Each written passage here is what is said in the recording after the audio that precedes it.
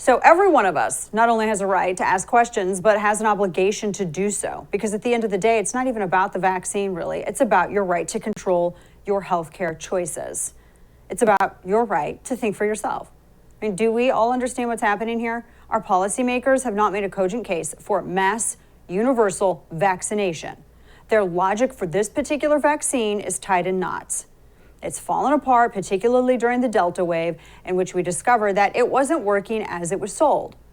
We are told that this is mandated and companies may be put out of business with fines. But yet, if you're going to do something like that, don't you think that the injection ought to be an inoculation more than a therapeutic? And that if someone's going to mandate it, that the government responsible for mandating it also is responsible for assuming the liability for any adverse reactions? I don't care how rare they are. Don't you think the government should assume the responsibility of any adverse reactions and the liability for that if there is one, since they're going to mandate it? That, at the very least, should be answered. And experts, they can answer simple questions, like Anthony Fauci not being able to answer the question about natural immunity, which is likely better protection than the vaccination. I haven't seen a study that disproves this.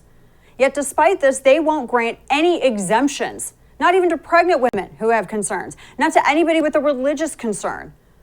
No, nobody, no matter what, no matter the circumstance.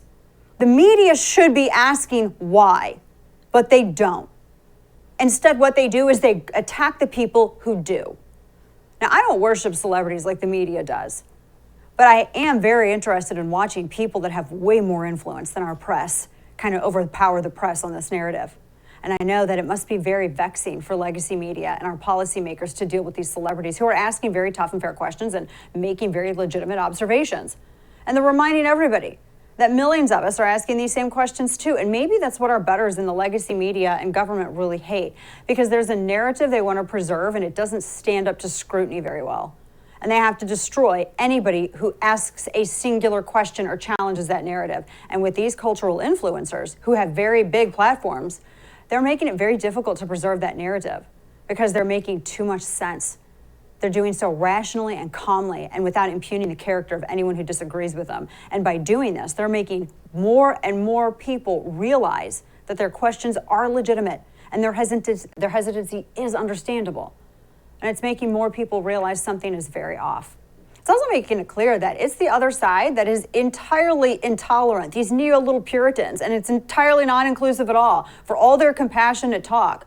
Folks like the NBA's Kareem Abdul Jabbar saying things like this about players like Isaac and Beal, quote, "I don't think that they're behaving like good teammates or good citizens. This is a war that we're involved in, and masks and vaccines, they're the weapons that we use to fight this war," end quote. If they're the weapons that you use to fight a war, that's basically like giving you a gun that doesn't have a magazine or a firing pin and actually doesn't do anything except maybe you can whip somebody with the butt of it, or it's a fancy paperweight. That's kind of it. And it also presupposes that these things do something that they were sold as doing, but don't actually do it. There's a difference between inoculation and therapeutics and reducing the severity of symptoms. We were sold one thing, it's doing another, and then we're blamed for asking questions about it. Get bent. It's judgmental. Shaming tactics like those comments from Jabbar that reveal the weakness of their arguments. Shaming, exclusion, and judgmentalness, these are the tactics of authoritarians. I don't have enough middle fingers on my hands for this and for those people who do it. These are the tools of tyranny and control. These are the weapons of choice for authoritarians because their narratives are built on lies. And remember, good governments and good parents and good teachers, good scientists, good doctors, good societies, they encourage questions.